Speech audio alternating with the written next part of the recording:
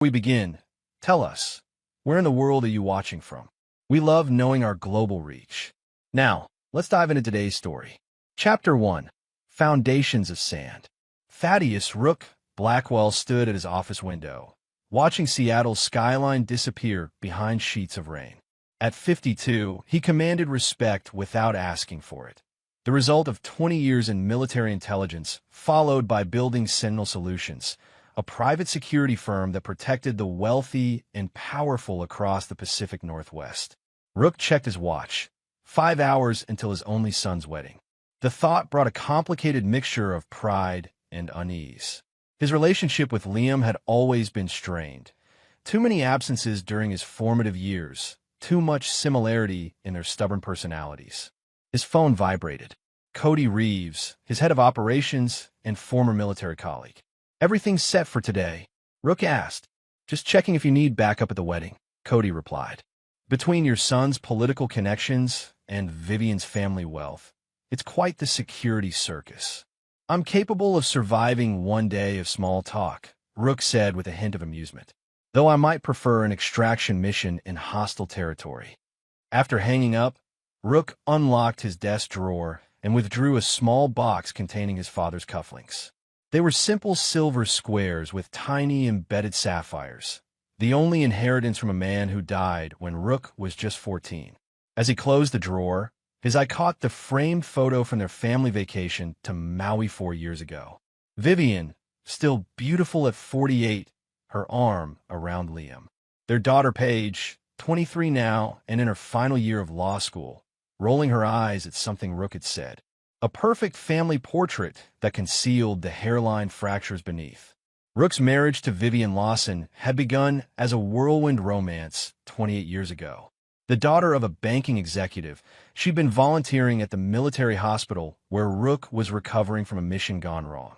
Her warmth had pierced through his defenses, and within 6 months, they were married. They'd built a life that looked enviable from the outside. The renovated Craftsman in Queen and Hill, the vacation home on Whidbey Island, 2 accomplished children, and social connections throughout Seattle's elite circles.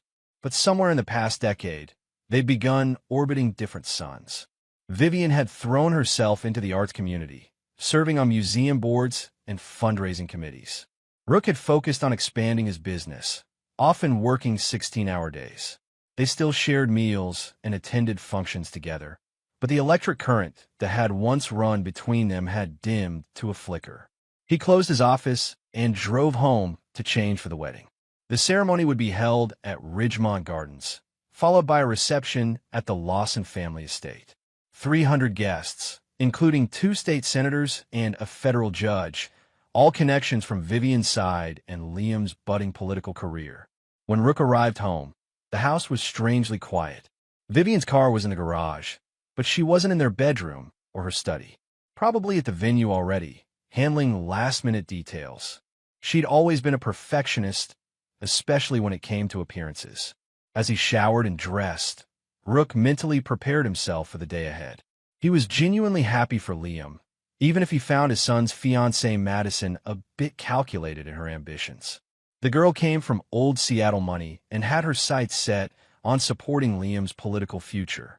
She reminded Rook too much of the political wives he'd encountered during his intelligence days, women who smiled while carrying switchblades in their silk purses. Rook adjusted his tie in the mirror, studying the lines time had carved around his eyes.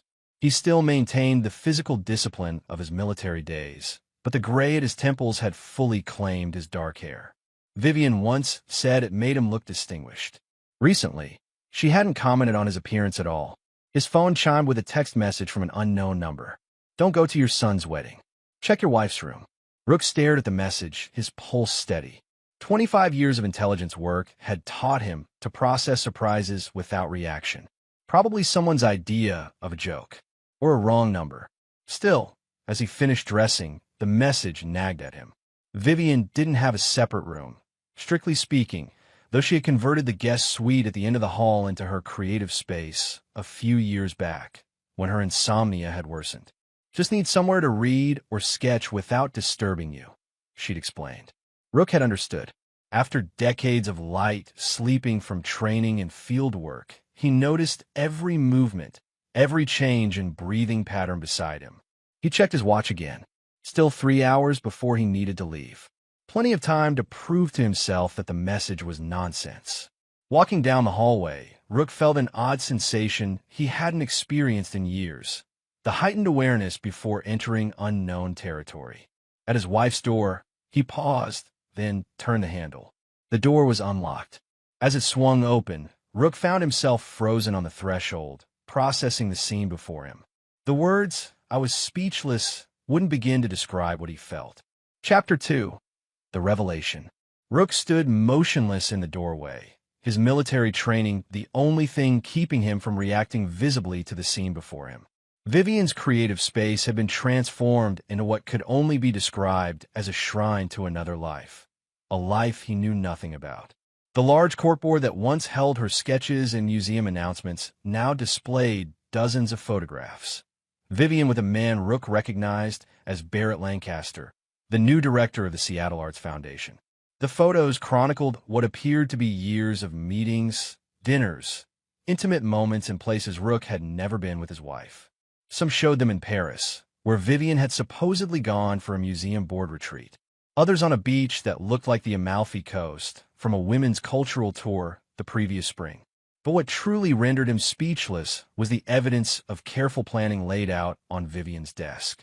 Property listings for a villa in Provence. 2 first-class plane tickets to France dated for 3 weeks after Liam's wedding. Financial documents showing a recently opened account in Vivian's maiden name, containing just over $2.3 million, roughly half the liquid assets he thought they shared. And most damning of all, divorce papers, already drawn up but not yet filed, laying out terms that would leave Rook with his business, but little else of the life they'd built together. 28 years reduced to calculated legal paragraphs and secret rendezvous. Rook's phone vibrated again. The same unknown number. Now you know. She's planning to tell you after the wedding. Lancaster will be there today. They couldn't resist one last public performance. Watch how they look at each other. Rook moved methodically around the room, photographing everything with his phone. His mind had shifted into operational mode, the same detached efficiency that had kept him alive behind enemy lines. He examined the divorce documents closely. They'd been prepared by Elliot Vance, one of the city's most aggressive divorce attorneys. The document was dated 3 months ago, but had sections recently annotated in Vivian's elegant handwriting. Rook found her personal laptop open on the small writing desk. A quick check revealed she'd been sloppy with security. No password required after sleep mode. Her email was open, displaying a long thread with Lancaster. From Barrett Lancaster to Vivian Blackwell subject. After Saturday. V. Everything's arranged for our departure. The real estate agent will meet us at Charles de Gaulle, then take us directly to the property. I've spoken with the board, and they're willing to create a satellite position for me to manage European acquisitions. We'll have everything we've dreamed of for the past 5 years. Just a few more days of pretending. You were right to wait until after Liam's wedding. Once that's done, you can finally break free of the prison you've been living in. Rook never appreciated your spirit, your passion. He's been too consumed with his shadowy business to notice the magnificent woman beside him slowly withering away. I count the hours until we can stop hiding. Oh, my love, B. Rook felt something cold and calculated settle in his chest. Not just anger, something more dangerous. The calculated precision that had once made him legendary in military intelligence circles began to hum through his veins. He copied the emails to his secure server, then proceeded to Vivian's closet. Inside, he found a small locked safe he'd never seen before. Using the skills that had once been his professional stock in trade, he had it open within minutes. Inside was a leather-bound journal. The entries dated back 5 years, shortly after Barrett Lancaster had arrived in Seattle to take up his position at the Arts Foundation. Rook read selected passages, each one driving the knife deeper. April 18th, Barrett understands me in ways Rook never has. When I speak about art, about beauty, about the life I dreamed of before I surrendered to being a military wife, and then a security contractor's trophy, Barrett's eyes light up. He doesn't check his watch or nod absently. August 3rd, we crossed the line today. I should feel guilty, but all I feel is alive for the first time in years. Rook is so observant about everyone except the people closest to him. He'll never notice the change in me. December 25th. Another Christmas of expensive gifts that show how little he knows me. Barrett gave me a first edition of Rilke's poetry. He remembers everything I tell him. I'm living a double life. And the sad truth is that my real life is the secret one. The most recent entry was from just 1 week ago. June 10th. 7 days until Liam's wedding. Then 3 weeks until my new life begins. I feel some regret about Paige. She's always been her father's daughter, and she'll likely choose his side. But Liam will understand eventually. He's seen how empty my marriage has become. Barrett suggested we tell Rook the day after the wedding. A small mercy to avoid ruining Liam's day. I agreed, though part of me wants to see Rook's face when his perfect world collapses. He's always been so arrogantly certain, so convinced of his own infallibility. For once, the great Thaddeus Blackwell will be the one blindsided. Rook replaced everything exactly as he'd found it, closed the safe, and exited the room. In the hallway, he leaned against the wall for just a moment, the only outward concession to the earthquake that had just devastated the landscape of his life. His phone vibrated once more. "What will you do now, Rook? The choice is yours." This time, Rook replied, "Who is this?" The answer came almost immediately. "Someone who respects you too much to let you be played for a fool. I'll be at the wedding. Find me if you want to know more." Rook checked the time. 2 hours until the ceremony. His son's wedding day, a day that should be about new beginnings, not devastating endings. The strategist in him began to calculate, to formulate contingencies. The father in him thought of Liam and Paige. The husband in him felt something dying, replaced by a cold resolve that those who knew him well would recognize as his most dangerous state. Rook straightened his tie, squared his shoulders, and walked to his study. He had calls to make before the wedding. Chapter 3. The Wedding. The Ridgemont Gardens glowed with thousands of fairy lights as the Seattle summer evening settled over the manicured grounds. 300 of Seattle's elite mingled before the ceremony, the air buzzing with wealth and influence. Senators clapped backs with tech moguls while their bejeweled partners air-kissed and inspected each other's couture.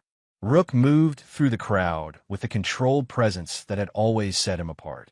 To an outside observer, he appeared every inch the proud father, impeccably dressed in his tailored suit, offering firm handshakes and appropriate smiles. Only someone who knew him intimately would notice the predatory awareness in his eyes, constantly tracking specific targets through the crush of bodies. Vivian floated among the guests in a champagne color gown that complemented her ash-blonde hair, now styled in an elegant updo. She played her role flawlessly, the gracious mother of the groom, the perfect wife of the distinguished Thaddeus Blackwell. When their paths crossed, she brushed his arm with practiced affection. "There you are, darling. I've been looking everywhere. Isn't it magnificent?" Her smile reached her eyes, a consummate performance. "Breathtaking," Rook replied, his voice pleasant. "You've outdone yourself with the planning." The Landrys sent their regrets. Food poisoning, apparently. "I've had the seating rearranged." She lowered her voice. "Barrett's offered to adjust the music selection since the original pianist canceled last minute. Such a lifesaver."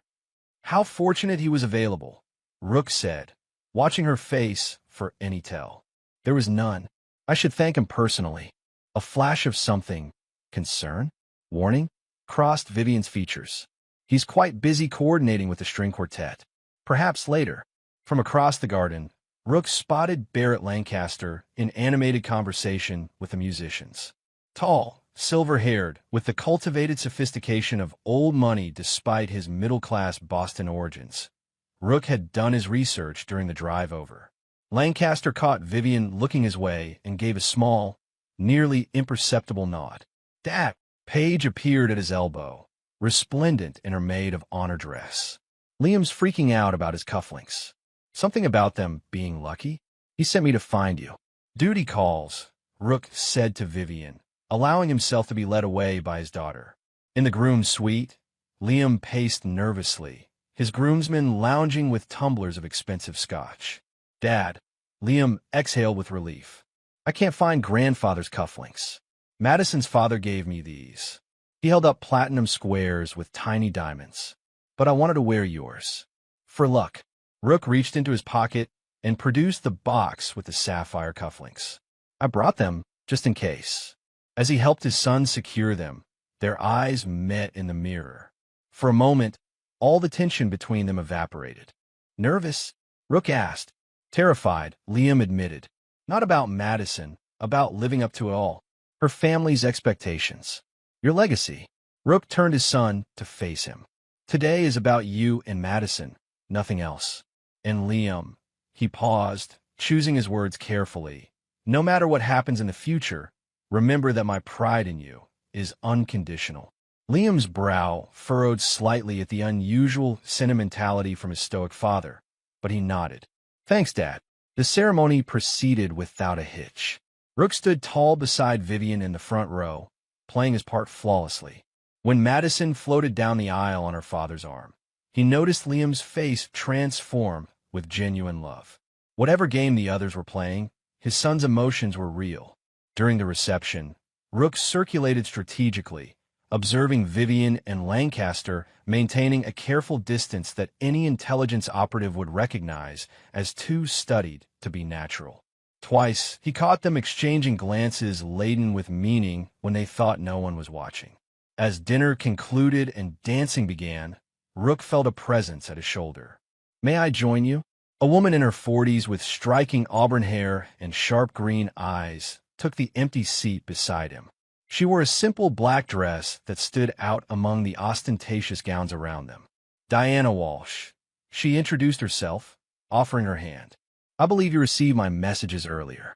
Rook's expression didn't change as he took her hand. "You've put me at a disadvantage.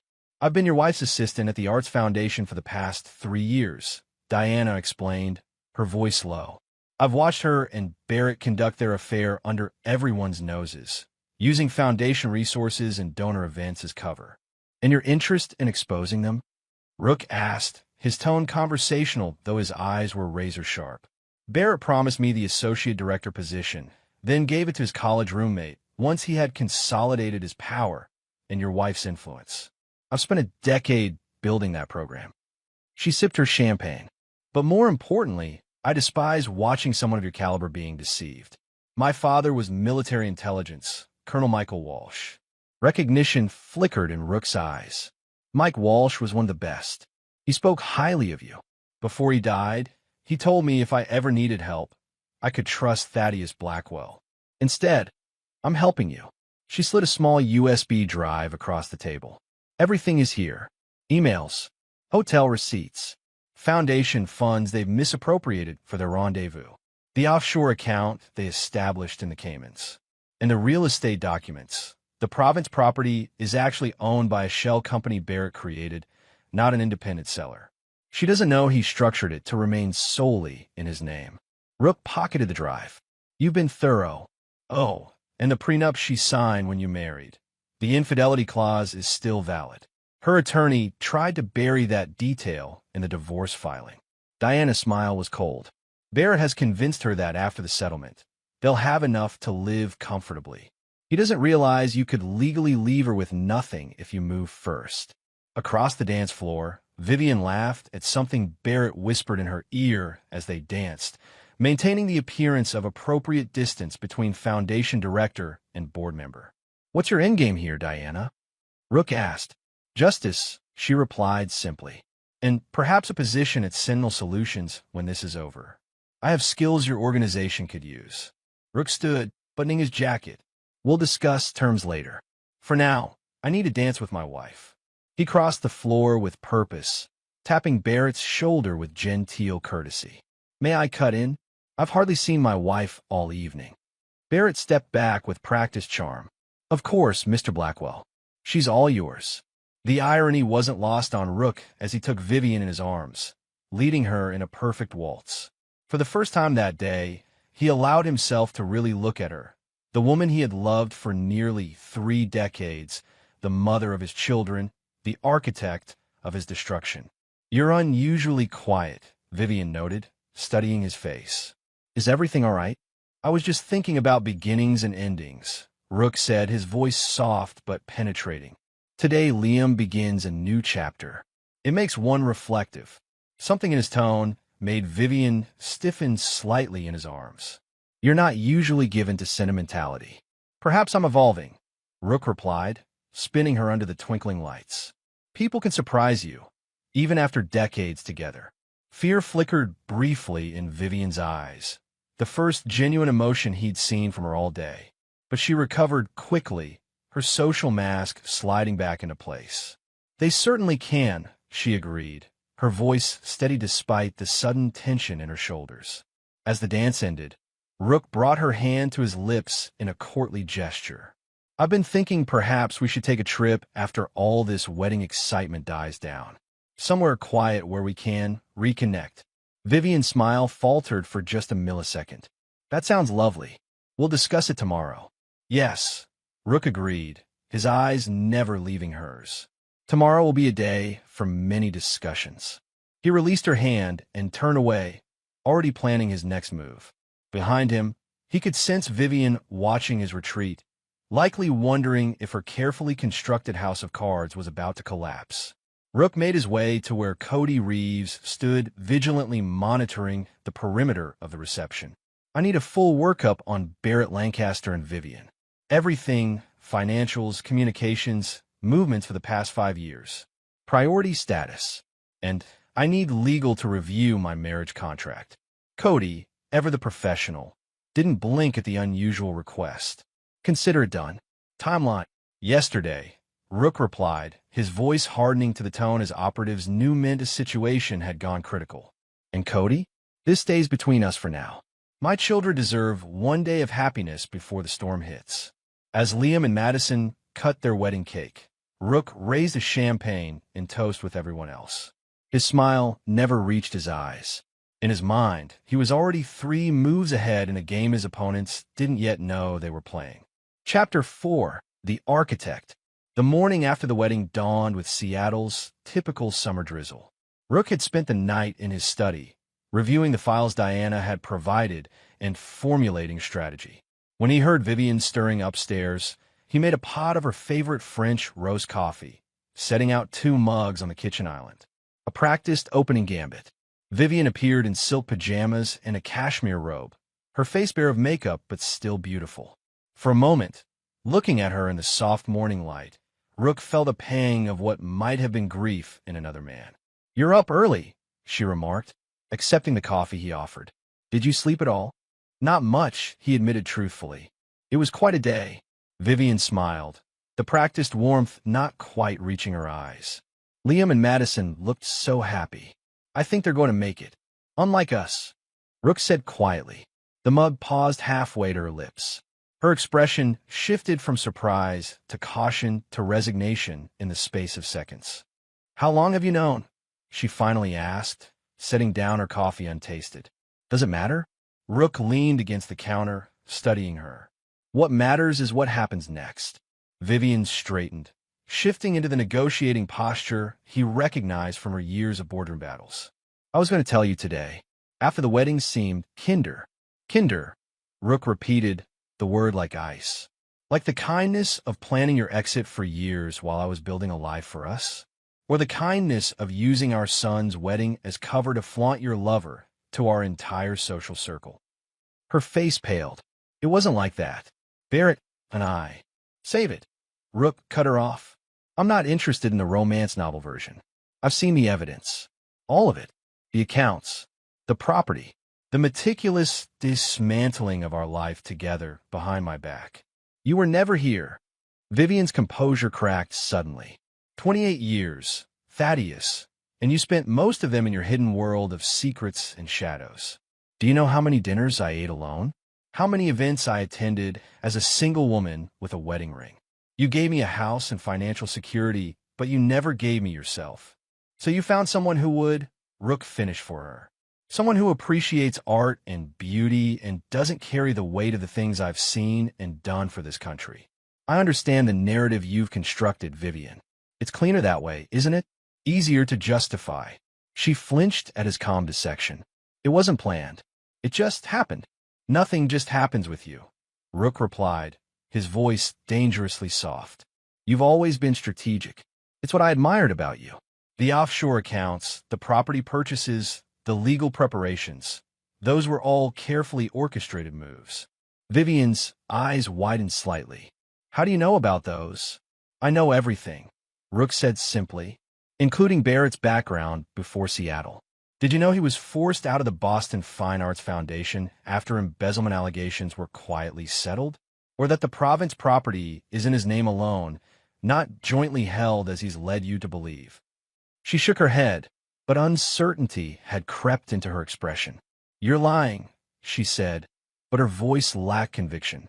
Barrett wouldn't. Check for yourself, Rook suggested. Though I imagine those documents might mysteriously disappear now that I've shown my hand. He moved to leave the kitchen, then paused. By the way, I've instructed my lawyers to contest the divorce filing you've prepared. The prenuptial agreement you signed has an infidelity clause that you seem to have forgotten. Your attorney should have caught that. The blood drained from Vivian's face. You wouldn't. After 28 years, 4 of which were admittedly compromised, you wouldn't leave me with nothing. For years, Rook repeated, a hint of genuine emotion finally breaking through his control facade. 4 years of lies every morning and every night. For years of making me complicit in my own humiliation. Tell me, was there ever a moment of doubt, of guilt, or was I simply an inconvenient obstacle to your happiness?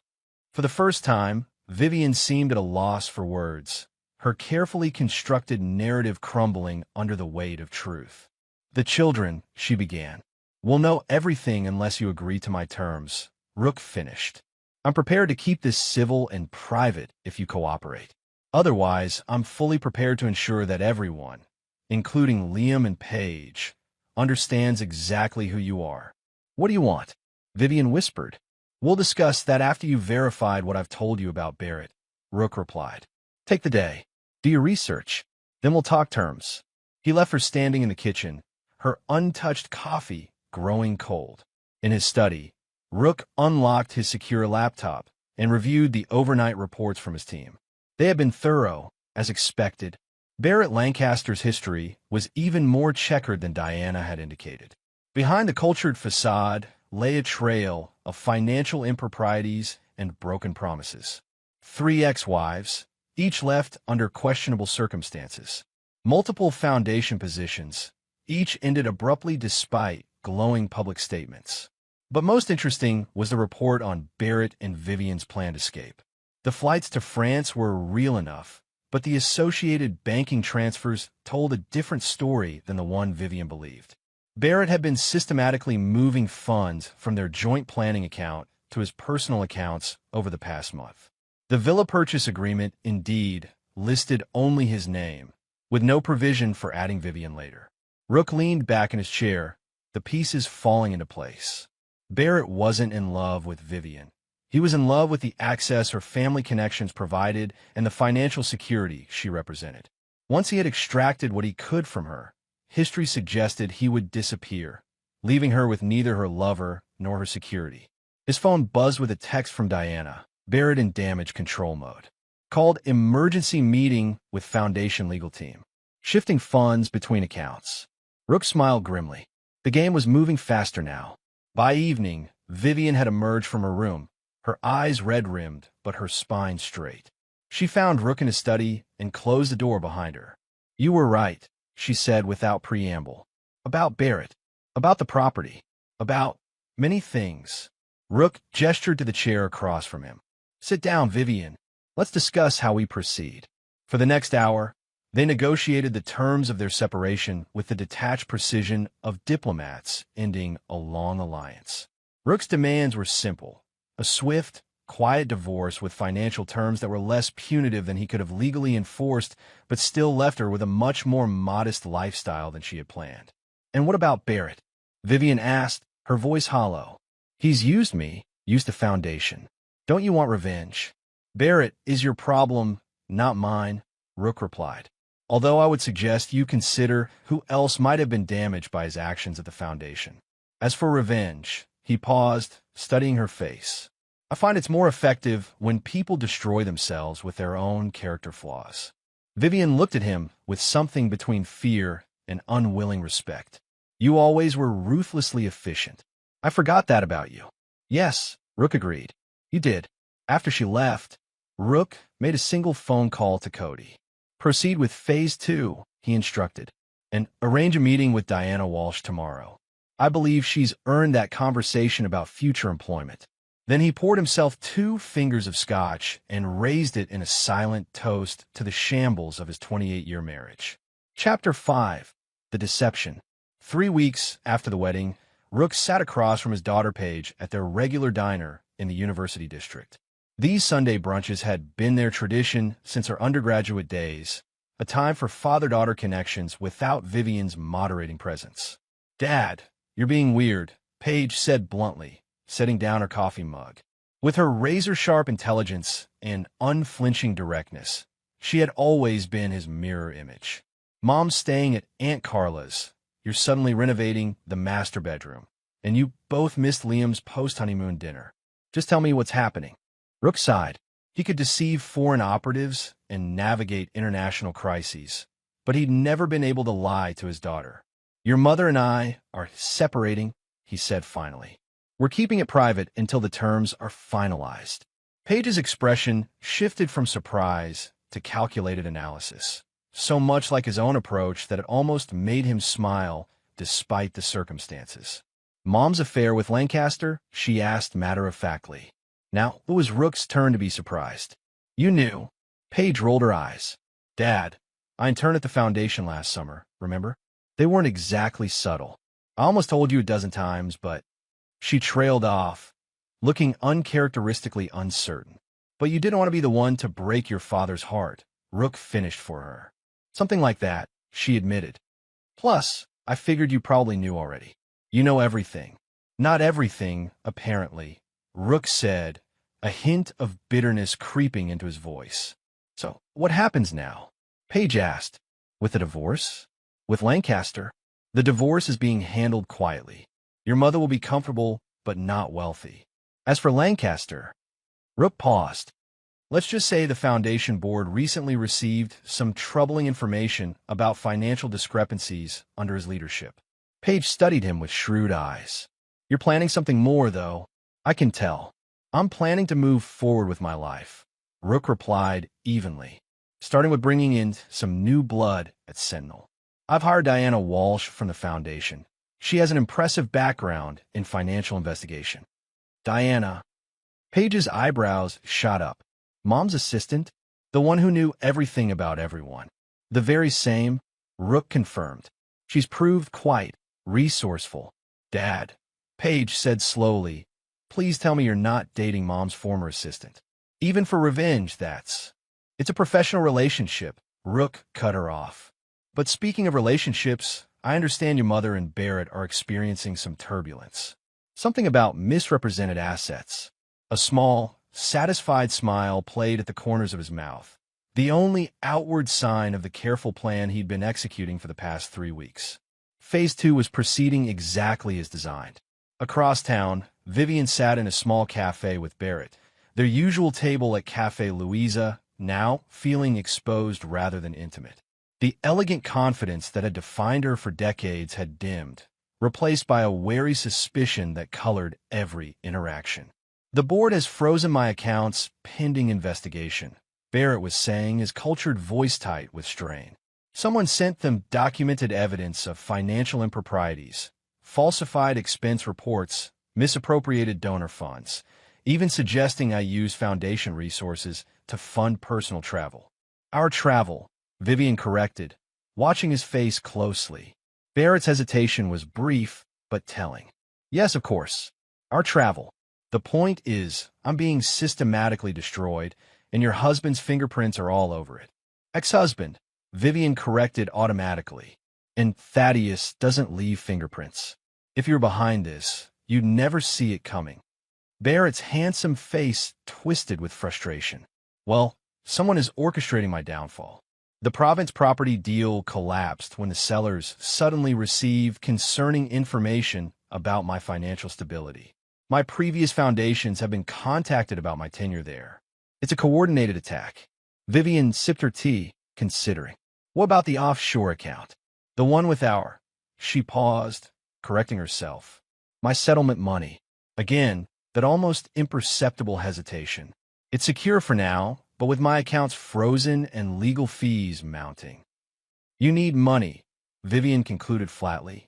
Temporarily, Barrett assured her, reaching for her hand. Just until this witch hunt concludes. I've built my reputation over decades, Vivian. I can't allow it to be destroyed by baseless accusations. Vivian gently withdrew her hand. I need time to think, Barrett. This isn't what I expected when I agreed to leave my marriage. Of course, he said smoothly, though she didn't miss the flash of calculation in his eyes. Take all the time you need. We've waited this long for our happiness. A little longer won't matter. As she walked to her car after their meeting, Vivian's phone chimed with a text message from an unknown number. Ask him about Caroline Dempsey from the Boston Foundation. Ask about the missing endowment funds. Ask why he changed his name from Benjamin Lewis before moving to Seattle. Vivian stared at the message, her hand trembling slightly. She didn't need to ask who sent it. The methodical dismantling of Barrett's carefully constructed life had all the hallmarks of Thaddeus Blackwell's precision. Meanwhile, at Sentinel Solutions, Rook and Diana Walsh reviewed the latest intelligence reports on Barrett Lancaster. He's approaching desperation, Diana noted, scrolling through the surveillance photos showing Barrett's increasingly agitated meetings with lawyers, financial advisors, and former colleagues. The Foundation board meets tomorrow to discuss termination. His legal fees are mounting, and 3 different regulatory agencies have opened inquiries based on the anonymous tips they received.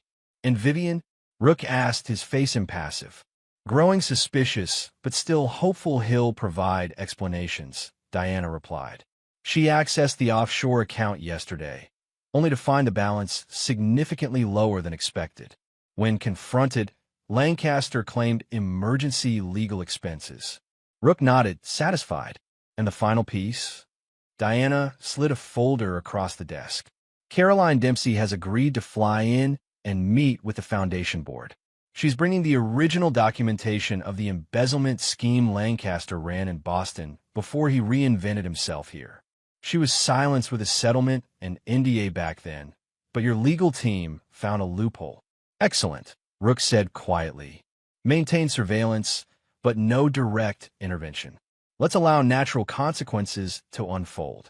Diana studied him with open admiration. You're destroying him without ever confronting him directly. It's impressive. I'm not destroying him, Rook corrected her. I'm simply creating the conditions for his true character to reveal itself.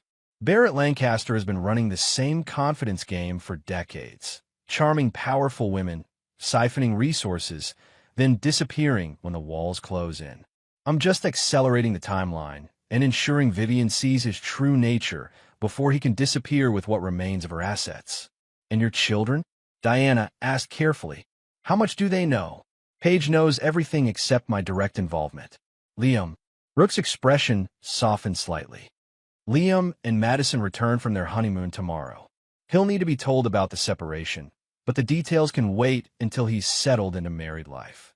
Diana nodded, then hesitated before asking. And your personal feelings in all this?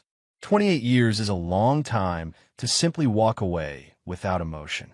For a moment, Rook's carefully maintained facade showed a crack, a glimpse of the pain beneath the strategic exterior. My feelings are irrelevant to the operation, he said finally. I learned long ago to compartmentalize. The mission comes first, personal considerations second. And what exactly is the mission here? Diana pressed. Rook's eyes hardened to flint. Justice. Not revenge, justice. Vivian chose her path with open eyes. She'll face the natural consequences of that choice. Barrett manipulated and deceived her, using her as a means to an end while planning to abandon her once he'd extracted what he needed. He'll face more comprehensive consequences. The coldness in his voice made Diana shiver slightly despite herself. Phase 3 begins tomorrow, Rook continued, his tone shifting back to operational detachment. Are the arrangements in place? Diana nodded. Everything's set. By this time next week, Barrett Lancaster won't exist, at least not in any form he'd recognize. As the meeting concluded, Rook remained at his desk, staring at the wedding photo of his family that still sat on his credenza. For just a moment, he allowed himself to feel the full weight of betrayal. Not just Vivian's infidelity, but the calculated cruelty of using their son's wedding as the backdrop for her final performance as his wife. Then, with the discipline of decades, he locked those feelings away and returned to the intricate architecture of Barrett Lancaster's destruction. Chapter 6. The Execution. The Foundation boardroom hummed with tense energy as 13 of Seattle's most influential arts patrons assembled for the emergency meeting. Barrett Lancaster sat at the head of the oval table, outwardly composed in his bespoke suit, though the tightness around his eyes betrayed his stress. Vivian sat 3 seats away, still a board member despite the awkwardness of the situation. Her face was a careful mask of professional concern, though her knuckles were white around her pen. I've called this emergency session to address the malicious allegations being circulated about my financial management, Barrett began, his cultivated voice steady. I assure you all, these claims are entirely fabricated, likely by competitors seeking to damage our organization's reputation during the critical fundraising season. The board chair, Eleanor Whitmore, adjusted her glasses. Before you continue, Barrett, I should inform you that we have a guest joining us. She gestured toward the door, where a woman in her 50s with steel-gray hair and impeccable posture stood waiting. This is Caroline Dempsey, former CFO of the Boston Fine Arts Foundation during your tenure there. The blood drained from Barrett's face so quickly that several board members exchanged glances. Ms. Dempsey is here under subpoena from the Washington State Attorney General's office, Eleanor continued, to discuss certain financial patterns she observed in Boston that appear to mirror concerning transactions we've identified here. This is outrageous, Barrett sputtered, rising to his feet. Ms. Dempsey signed a confidentiality agreement, which was voided when evidence of potential criminal activity emerged. Caroline interjected calmly, approaching the table. The NDA explicitly excluded testimony required by legal authorities, Mr. Lewis. Lewis? One of the board members looked confused. I thought his name was Lancaster. Benjamin Lewis was his name in Boston, Caroline explained, opening her portfolio. He changed it after the settlement. For the next 40 minutes, Caroline methodically outlined the sophisticated embezzlement scheme Barrett had run in Boston. Donor funds redirected through shell companies, inflated expense reports, fabricated vendor contracts with kickbacks. With clinical precision, she drew parallels to the identical patterns that had emerged at the Seattle Arts Foundation. Vivian watched Barrett's face throughout the presentation, seeing the charming cultural advocate she'd fallen in love with transform into a cornered predator before her eyes. When he caught her looking, he mouthed, "I can explain," with desperate eyes. After Caroline finished, Eleanor cleared her throat. In light of this information and the forensic accounting report commissioned last week, the executive committee has voted to suspend you immediately, Barrett. Security will escort you from the building, and you are directed not to contact any foundation staff or board members while the investigation proceeds. This is absurd, Barrett protested, his charm crumbling under pressure. You can't possibly. Additionally, Eleanor continued as if he hadn't spoken. The board has voted to freeze all foundation accounts pending a complete audit, and we've reported our findings to the appropriate authorities. Barrett's desperate gaze found Vivian. Tell them, Vivian, tell them this is a setup. Your husband is behind this. It's revenge for us for our relationship. The boardroom fell silent as all eyes turned to Vivian. Is this true? Eleanor asked sharply. Is your personal situation influencing these allegations? Vivian sat perfectly still, the practiced poise of decades in the spotlight, her only defense against the humiliation threatening to overwhelm her. In that moment of perfect clarity, she saw the complete picture. Barrett had never loved her. She had been a convenient mark, a wealthy, connected woman who could provide access to Seattle's elite and their money. The affair that had felt so passionate, so liberating, had been meticulously calculated to exploit her discontent and isolation. The future they planned together had been a mirage designed to keep her compliant while he siphoned away both her resources and the foundations. And Thaddeus had orchestrated this moment of revelation with the precision that had always defined him. "My personal situation is irrelevant to the financial evidence," Vivian finally said, her voice steady despite the emotional turmoil. "If Barrett has misappropriated foundation funds, that stands independent of any other matters." Barrett's face contorted with fury. "You ungrateful bitch," he hissed, forgetting himself completely.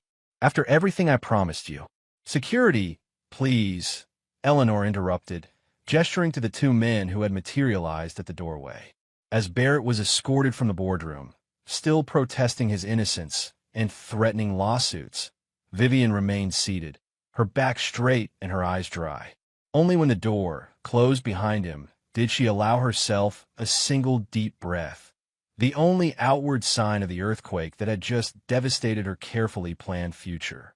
Eleanor approached her after the meeting adjourned. "Vivian, in light of the personal complications revealed today, perhaps you should consider a leave of absence from the board." It wasn't a suggestion. Vivian nodded once, gathering her dignity around her like armor. "Of course. I'll submit my resignation today." Outside the foundation building, Vivian found herself standing on the sidewalk, suddenly untethered from the life she'd been building both openly and secretly for years. Her marriage was ending, her lover exposed as a fraud, her position in Seattle society suddenly precarious. Her phone chimed with a text message. "I believe we need to revise our divorce terms in light of recent developments. My office for PM. TR." Across the street, in an unmarked surveillance vehicle, Diana Walsh lowered her camera and picked up her secure phone. "Phase 3 complete," she reported. "Target has been removed from the foundation and is currently being processed by Seattle PD on preliminary fraud charges.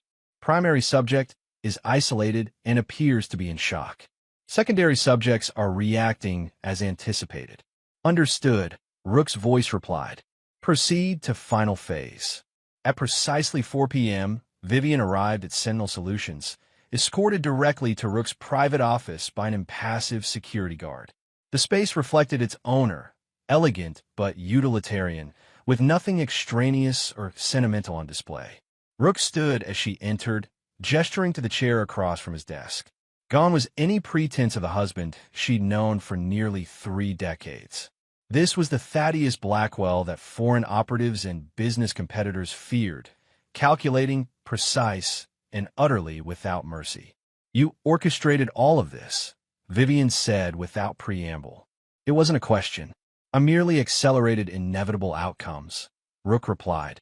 "Barrett Lancaster, or Benjamin Lewis, or whatever name he's using next, has run this con on wealthy, connected women across at least 4 cities. You were simply the latest target, and exposing him publicly, humiliating me in front of the entire board. That was just collateral damage." The bitterness in her voice was palpable. "That was justice," Rook corrected her, "for the foundation donors whose money he stole. For Caroline Dempsey, whose career he destroyed in Boston when she tried to report him. For the multiple ex-wives he left financially devastated. And yes, for me, the husband you planned to discard once you'd extracted your share of our life together." Vivian flinched at the coldness in his voice. "So this is revenge, then?" "This is consequences," Rook said simply. "Barrett is facing criminal charges for financial fraud. The offshore account you believe contained your future has been frozen by international authorities investigating his pattern of money laundering. The province property was never actually purchased. The funds were diverted to his personal accounts in the Caymans." Each revelation hit Vivian like a physical blow. "And you're enjoying this," she whispered. "I take no pleasure in your pain," Rook replied, and for a moment she glimpsed genuine regret in his eyes. "But I won't apologize for ensuring that both you and Barrett face the natural consequences of your choices. 28 years, Vivian. 28 years of partnership that you were willing to discard for a man who saw you as nothing but an opportunity.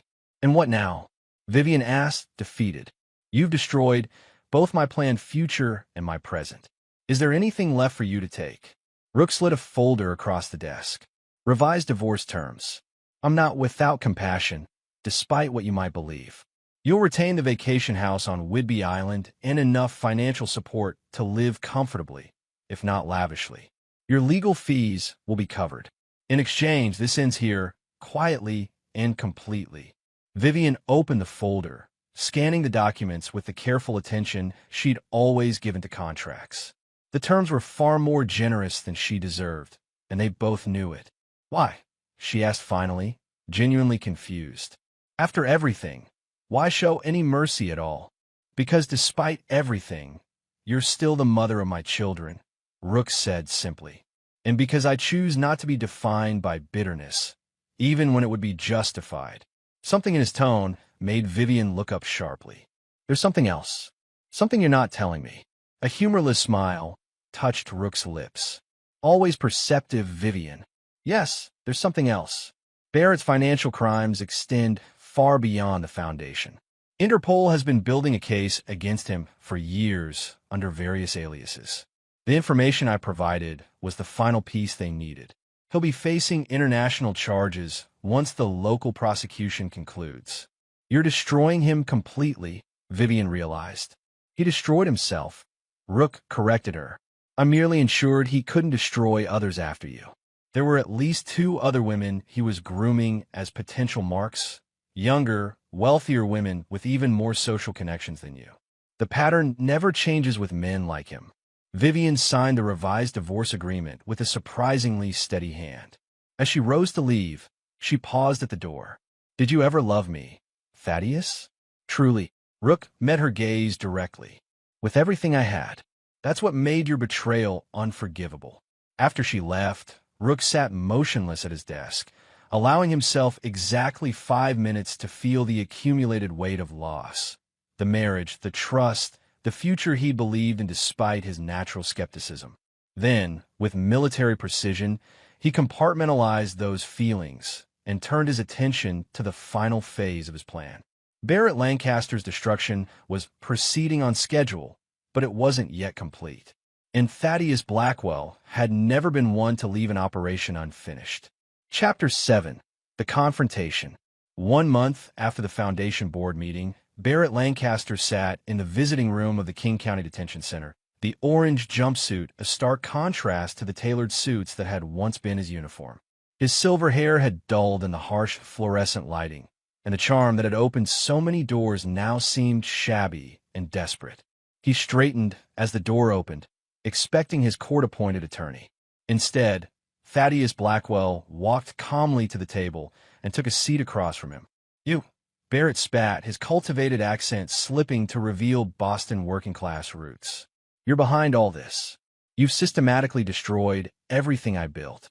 Everything you stole, Rook corrected him mildly. There's a difference. What do you want? Come to gloat. Barrett's handsome face twisted with hatred. Or just to see your handiwork up close? Rook regarded him with the detached interest of a scientist observing a specimen. I wanted to look into the eyes of the man who convinced my wife of 28 years that he loved her, all while planning to abandon her once he drained her resources. Professional curiosity, you might say. Barrett leaned forward, desperation evident beneath his anger. Listen, whatever your game is, we can make a deal. I have offshore accounts the authorities don't know about. Information that could be valuable to someone in your line of work. I'm not here to negotiate, Rook said, unruffled. I'm here to deliver information. The international warrant has cleared. Interpol will be taking custody next week. The fraud charges here in Seattle are just the appetizer, Barrett. The main course is waiting in Europe. 5 separate countries where you've left a trail of financial devastation under various aliases. For the first time, genuine fear flashed across Barrett's face. That's impossible. I was careful. Those identities were completely segregated. Indeed they were. Rook agreed. Benjamin Lewis in Boston. Barrett Lancaster in Seattle. Byron Landry in Chicago. Bernard Laurent in Paris. Impressive compartmentalization. Unfortunately for you, cross-referencing segregated identities is something of a specialty of mine. Barrett's face had gone ashen. What do you want from me? Nothing. Rook replied simply. Your fate was sealed the moment you targeted my wife. This visit is merely closure. She was unhappy. Barrett protested, a last desperate attempt at justification. She told me how you neglected her, how lonely she was in your shadow. I gave her what you couldn't, attention, passion, a future centered around her needs instead of yours. While systematically draining her accounts and preparing to disappear once you'd extracted maximum value, Rook finished for him. A con man's justification doesn't interest me, Barrett. Your pattern is established across multiple victims. Vivian wasn't special. She was just the next mark in your progression. Barrett's shoulders slumped, the last of his performative confidence evaporating. The great Thaddeus Blackwell, he muttered bitterly. She told me about your ruthlessness, your obsession with control. I should have known better than to cross a man like you. Yes, Rook agreed simply. You should have. As he stood to leave, Barrett called after him. She never loved you, you know. Not really. She stayed for the children, for security. Whatever you think you had with her was as much a performance as what she had with me. Rook paused, then turned back with a cold smile that made Barrett shrink involuntarily. The difference, Barrett, is that I never had any illusions about the transactional nature of our later years together. Vivian and I built something real once, something that created two remarkable children and decades of shared history.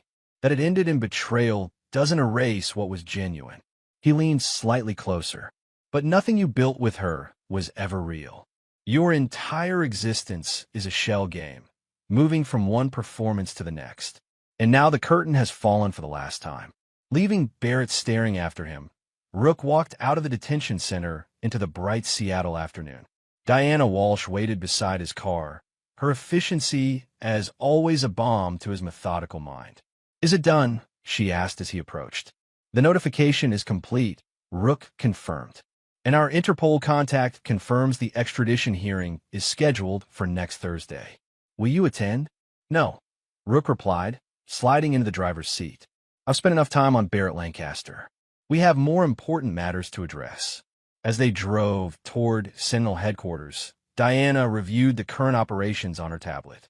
Rook had promoted her to Director of Special Projects, a position created specifically to utilize her unique combination of financial investigation skills and strategic thinking.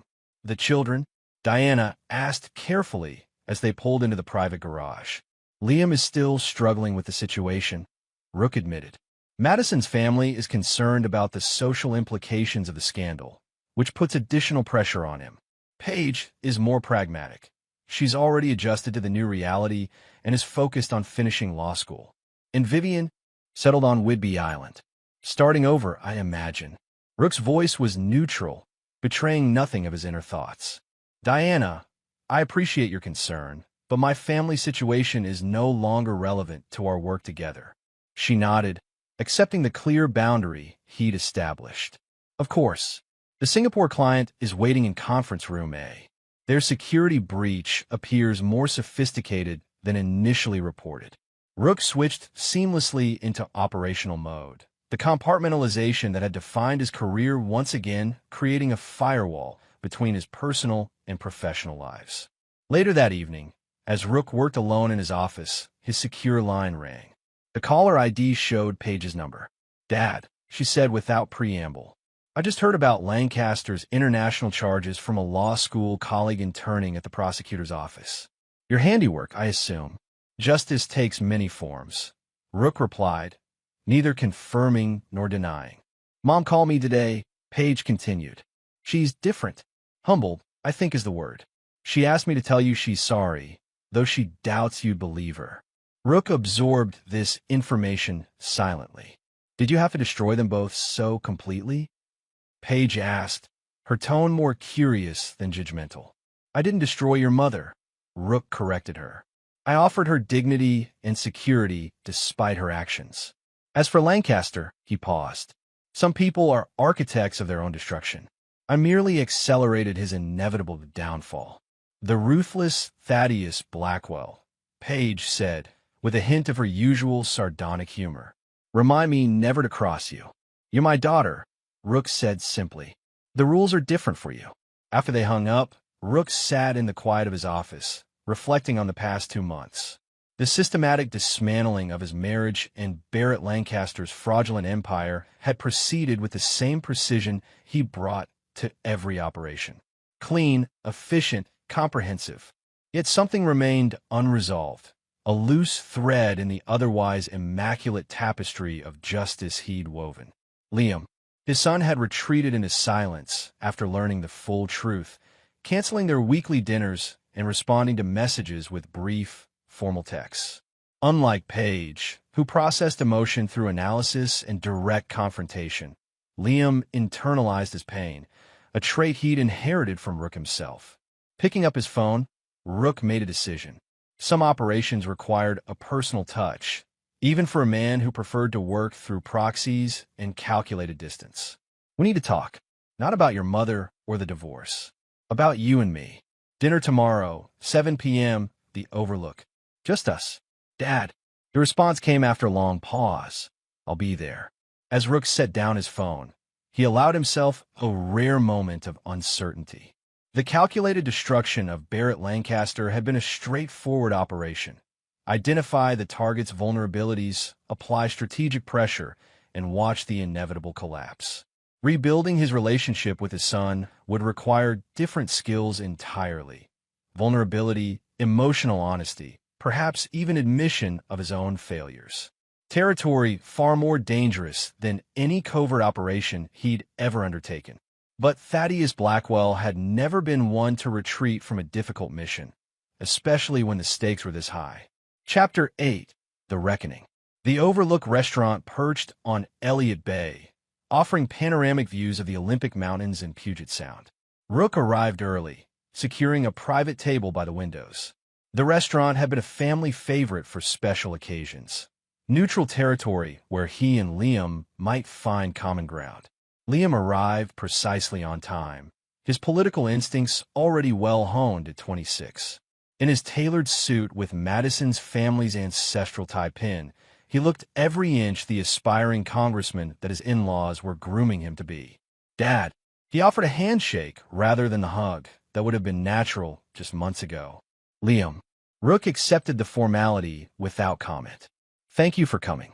They ordered drinks, scotch for Rook, bourbon for Liam, and navigated preliminary small talk about the restaurant, the weather, Madison's adjustment to married life. The practiced ease of two diplomats circling sensitive topics.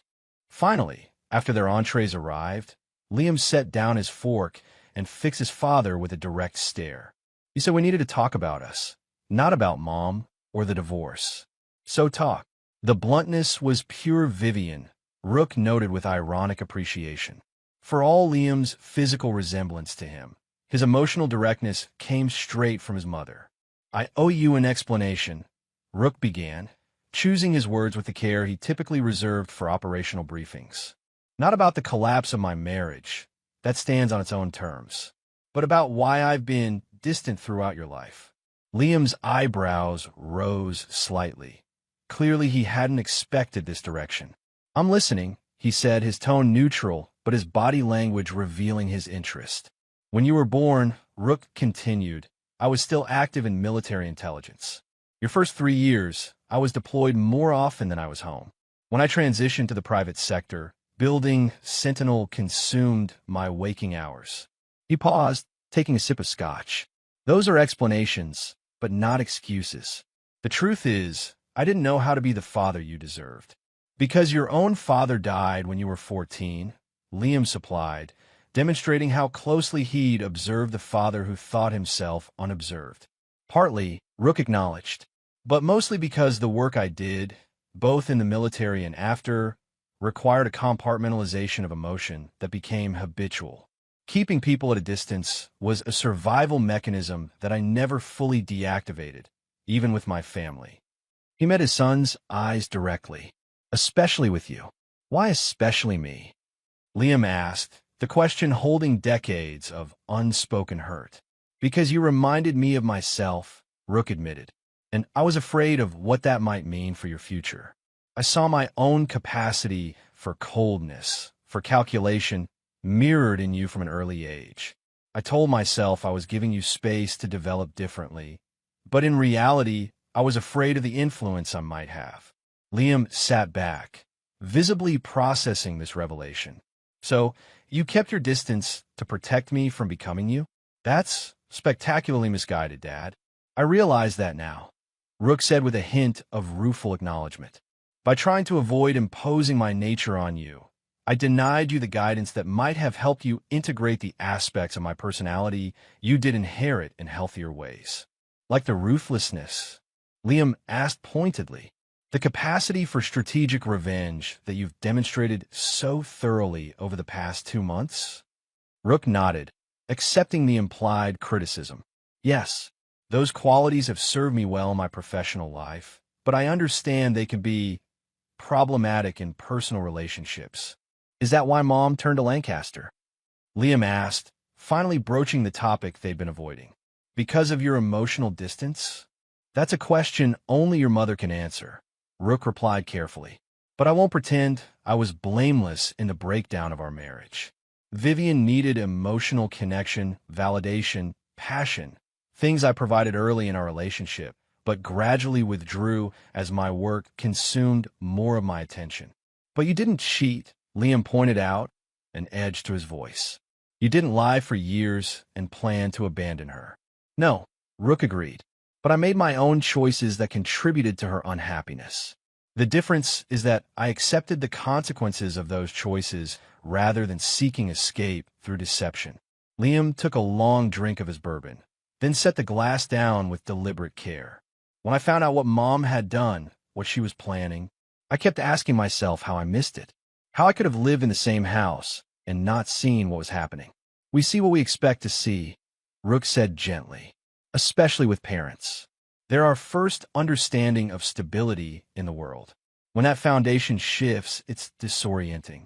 Is that why you dismantled Lancaster so thoroughly? Liam asked. Because he disrupted your foundation? Rook considered the question with unexpected honesty. Partly, but primarily because his pattern of behavior revealed him as a predator who would have continued victimizing others if not stopped. Your mother was one target among many for him, past and future. But you could have handled it quietly, Liam pressed. Protected the family reputation, kept it out of the papers. Instead, you engineered a public implosion. Madison's family is concerned about how it might affect my political future. Some cancers require aggressive treatment, Rook said unapologetically. Barrett Lancaster had been operating with impunity for decades because his victims were too embarrassed or too compromised to expose him publicly. Breaking that pattern required visibility. And Mom was just collateral damage in your mission? There was a hint of accusation in Liam's voice. No, Rook said firmly. I offered your mother a dignified exit with financial security, despite having legal grounds to leave her with nothing. The public exposure of Lancaster was separate from my handling of the divorce. Liam studied his father with new understanding. You compartmentalized them. Mom in one box, Lancaster in another. Clean, efficient. As I said, Rook acknowledged, it's a habit that has served me professionally but damaged me personally. Their conversation paused as the server cleared their plates. When they were alone again, Liam leaned forward. I need to know something, Dad. The text message that started all this, the one warning you about Mom's room. Who sent it? For the first time that evening, Rook looked genuinely surprised. You think I arranged that myself? Some sort of elaborate setup. The thought occurred to me, Liam admitted. It seemed too convenient. And you've always known everything happening around you. Not everything, Rook said with uncharacteristic weariness. The message came from Diana Walsh, though I didn't know that at the time. She had evidence of your mother's affair and Lancaster's criminal activities for months before she decided to act. And now she works for you, Liam noted. Convenient. She's exceptionally qualified, Rook replied simply. I recognize talent and integrity, regardless of how it enters my orbit. Liam nodded slowly, then asked the question that had clearly been weighing on him. Can you ever forgive Mom? Not take her back, but find peace with what happened.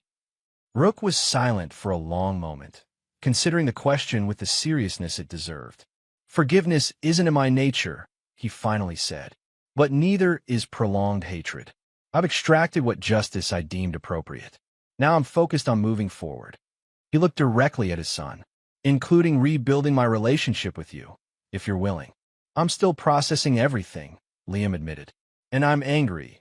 At Mom for her betrayal, at Lancaster for his manipulation, at you for your thoroughness in handling it all.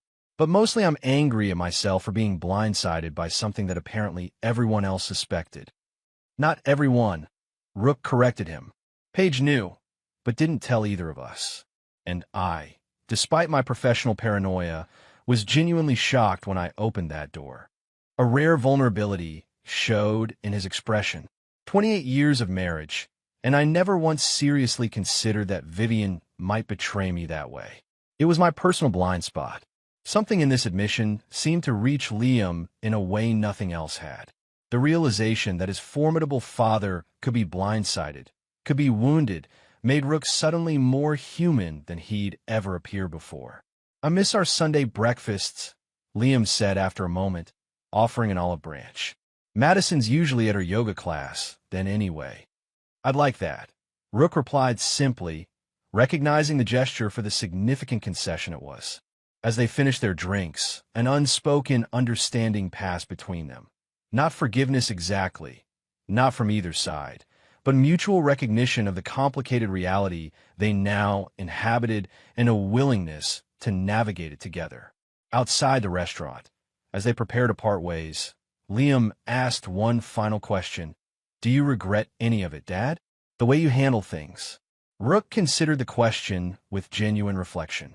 I regret the necessity, he finally said, but not the execution. Some situations don't allow for half measures or compromise. The Thaddeus Blackwell doctrine, Liam said with a hint of his old humor. All or nothing. A philosophy with professional utility but personal costs, Rook acknowledged. Perhaps not one to emulate in all aspects of life. As Liam drove away, Rook remained standing outside the restaurant, watching the lights of Seattle sparkle across Elliott Bay. For the first time since discovering Vivian's betrayal, he felt something like peace settling over him. Not happiness, that remained elusive, but the quiet satisfaction of a complex operation reaching its natural conclusion. Justice had been served. The loose ends being resolved. Life would continue, altered but intact. And if there was a hollowness beneath the strategic victory, a personal loss that no operational success could fully compensate for, well, that was simply the price of being Thaddeus Blackwell. Chapter 9. The Aftermath. 6 months after the wedding that had triggered the collapse of his carefully constructed life, Rook stood on the deck of his new waterfront home on Bainbridge Island, watching a winter storm roll across Puget Sound. The property was smaller than the queen and house he'd shared with Vivian, but its isolation and sweeping views suited his current state of mind.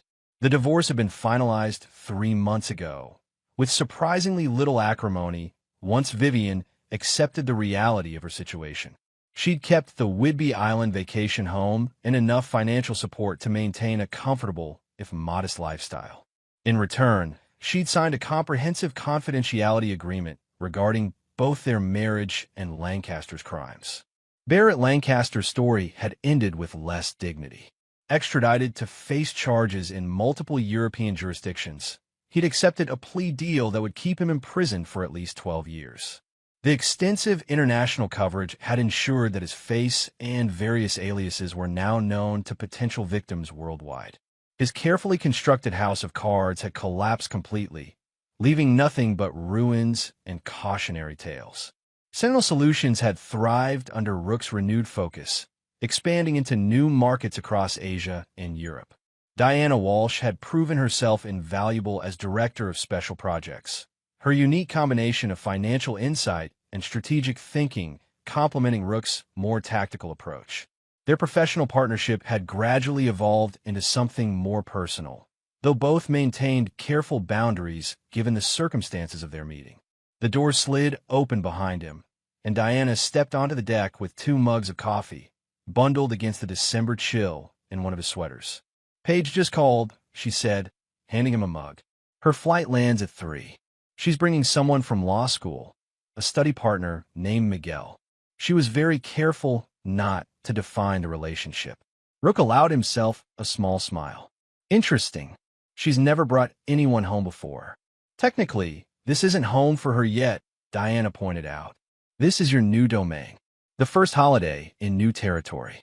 He nodded, acknowledging the symbolic importance of the Christmas gathering he'd arranged. Paige had accepted the invitation readily.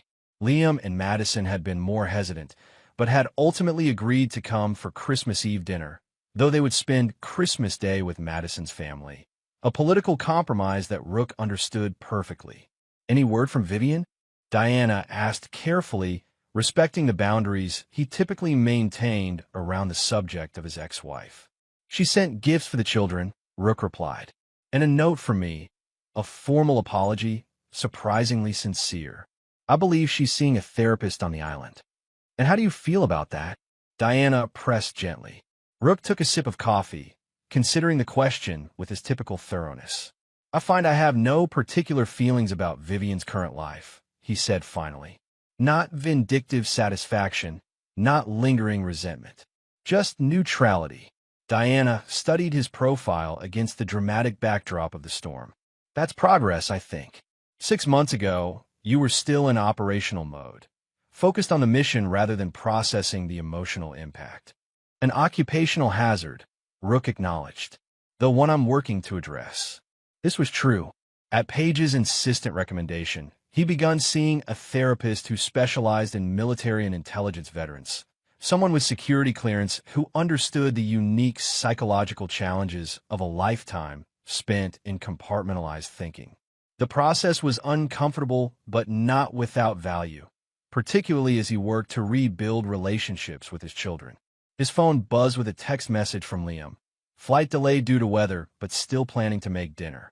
Madison's bringing her mom's famous apple pie. Hope that's okay. The casual domestic detail, so normal, so far removed from the strategic calculations that had dominated their interactions for the past 6 months, felt like a small victory. Liam and Madison are bringing pie, he reported to Diana, who recognized the significance immediately. Family traditions merging, she observed. A good sign. The storm intensified, driving rain against the reinforced glass walls of the house. Inside, the massive Douglas fir they decorated the previous evening glowed with warm white lights, surrounded by carefully wrapped presents. Diana had brought a sense of lived-in comfort to the architecturally striking but initially sterile space, her touch evident in the cashmere throws draped over furniture and the collection of art books stacked on the coffee table. I've been meaning to ask, Diana said, moving closer to share his sheltered corner of the deck. Do you regret how thoroughly you dismantled Lancaster? You could have achieved justice with less comprehensive destruction. Rook considered the question, his gaze fixed on the churning waters of the Sound. No, he said finally, his voice quiet but certain. Some threats require complete neutralization. Lancaster wasn't just a man who had an affair with my wife. He was a predator who had spent decades targeting vulnerable women and leaving devastation in his wake. The pattern would have continued, if not decisively broken. The ruthless Thaddeus Blackwell, Diana murmured, echoing Paige's frequent characterization. Ruthless in specific contexts, Rook corrected her, just as the surgeon's scalpel is ruthless when excising cancer. Precision and thoroughness aren't cruelty when they serve justice. Diana nodded, understanding the distinction he was drawing. And Vivian, you were more merciful there. Vivian made serious mistakes, Rook said evenly. Her judgment was compromised by unhappiness and Lancaster's manipulation. But her actions, while personally devastating to me, didn't constitute the same pattern of predatory behavior. Different situations call for different measures of justice. They stood in comfortable silence, watching the storm gradually move eastward, breaks of pale winter sunlight beginning to pierce the clouds over Puget Sound. The metaphor wasn't lost on either of them. We should prepare for Paige's arrival, Rook said finally, draining his coffee. And I should wrap that last gift for Liam. Inside, as Diana moved toward the kitchen, Rook paused by his desk to check a secure notification that had just arrived on his laptop. The final report on Barrett Lancaster's assets had been completed. Every account identified, every shell company unwound, every fraudulent transaction traced to its source. The document represented the official conclusion of Operation Checkmate, as Rook had privately coded the systematic dismantling of Lancaster's criminal enterprise. With a sense of finality, he digitally signed the acknowledgement and closed the file. From a drawer, he withdrew the small velvet box he'd been considering for the past month, a platinum pendant bearing a small chess piece, a rook. The symbolism might be too on the nose, but Diana's appreciation for strategic thinking suggested she would understand the significance. Christmas Eve seemed an appropriate time for new beginnings, for closing the chapter on revenge and beginning something built on more positive foundations. As he wrapped the gift, Rook allowed himself to acknowledge how dramatically his life had transformed in the space of 6 months. The betrayal that had threatened to destroy him had instead catalyzed a personal evolution. He remained the man he had always been, strategic, decisive, uncompromising in matters of principle, but he was learning to apply those qualities with greater discernment in his personal relationships. Justice had been served. Lancaster would never harm another woman. Vivian had faced the consequences of her choices, but retained her dignity and security. Liam and Paige were finding their way toward understanding the complex reality of their family's dissolution and reconstruction. And Rook himself had emerged from the crucible not unscathed, but unbowed, still fundamentally himself, but perhaps with greater wisdom about the application of his particular skills and temperament. The doorbell rang, signaling Paige's arrival. Setting aside the wrapped gift, Rook moved to welcome his daughter and meet the young man she deemed worthy of introduction. Behind him, Diana arranged a tray of appetizers, creating the warm domestic tableau that would have seemed impossible 6 months earlier. Life continued, as it always did, not unchanged, not unmarked by the storms that had passed through, but resilient nonetheless. And if the foundations of Thaddeus Blackwell's world were different now, built on harder-won wisdom and more carefully evaluated trust, perhaps they were all the stronger for having been tested by betrayal and tempered by justice. For a man who had never believed in second chances or forgiveness, Rook found himself surprisingly open to the possibility of new beginnings. Not with those who had betrayed him. Some breaches could never be repaired, but perhaps with those who had proven themselves worthy of the trust he now granted with far greater discrimination. The ruthless, unforgiving Thaddeus Blackwell remained intact at his core. But around that steel center, new growth had begun to emerge, not softening him, exactly, but adding dimensions that made him more than merely a weapon finely honed for justice. It was, he reflected as he opened the door to greet his daughter, enough of a victory to satisfy even him. And there you have it. Another story comes to an end. What did you think? I'd love to hear your thoughts in the comments below. If you enjoy this story, consider joining our community by subscribing. It means the world to us. For more stories like this one, check out the recommended videos on screen. And I'll see you there.